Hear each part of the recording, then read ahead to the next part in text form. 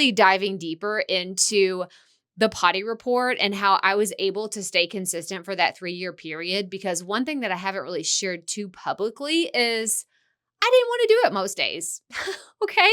I did share this previously. I would repurpose and really batch that content. So if I hadn't recorded all week and it was like Friday morning, I would say, oh man, I have to record my episodes for next week because I have to record them, edit them. Actually, I didn't edit them, scratch that. I would record them and upload them and then put them in Buzzsprout, schedule them and go. There was no music. There was no intro. There was no outro. It was just like boom, boom, boom, wham, bam, thank you, ma'am, 5 minutes or less. And in order to do that, I had to set aside at least 25 minutes to record them. And it was all about repetition. It was all about repetition. So whether I was recording those on a Friday morning, sometimes it was a Saturday or a Sunday because I had committed to doing this and I was fully committed. I was going to make it happen. But at the end of the day, that repetition of showing up, I had dozens of listeners that would show up every single day. Monday at midnight is when it would drop. And then the next day, they probably weren't listening right at midnight. But by the time I woke up and checked the stats, I could see there were people listening to this because they knew, oh, Crystal's going to, drop an episode today. What are her 5 minutes of wisdom she's going to share? And then other listeners told me I would binge listen to all of them on Friday and I would get all of your insights in one fell swoop. So that was just really interesting for me as a creator to understand deeper about my audience and how they like to consume that content. But the bigger piece for me was just making that commitment to consistency and showing up in a way that made sense for my audience and what I was creating at that time.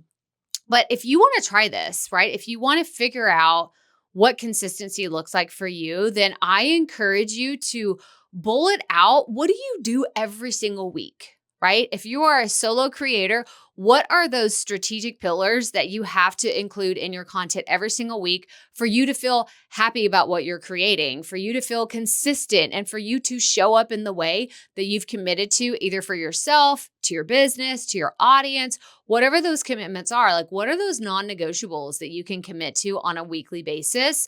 For us at Profit Media, we have our weekly Tuesday podcast episode. We absolutely commit to that every single week. Thursdays, we put out our YouTube videos. We call them our rockstar videos.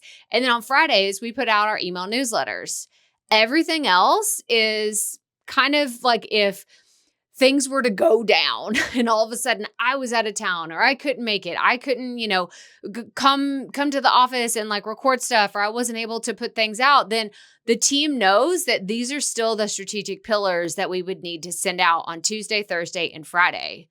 If you've never thought about this, what does that look like for you?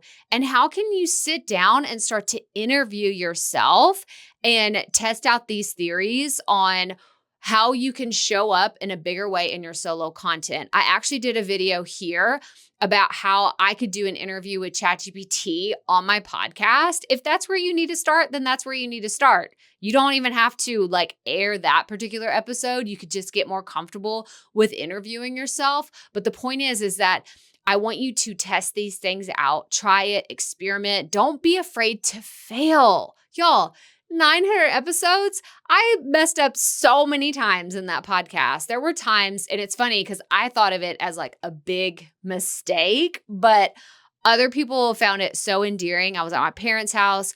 I was recording an episode and I forgot about the roosters in their backyard because they live on a farm. They have this micro farm that they live on. And I was like, oh, the roosters are here. People are going to hear it. And I was feeling so self-conscious about it. And then I started getting DMs and notes from my audience saying, we love that you recorded and there were roosters in the background. And, you could hear, all the things happening for that whole week because again, I recorded 5 episodes in a 25-minute period. But it's those things about understanding your audience deeply, knowing what's going to resonate with them, and really showing up in a way that can make your solo content so much more powerful than it is today. And it really just starts with understanding yourself better and knowing what your audience values. And those two things together can be absolute magic.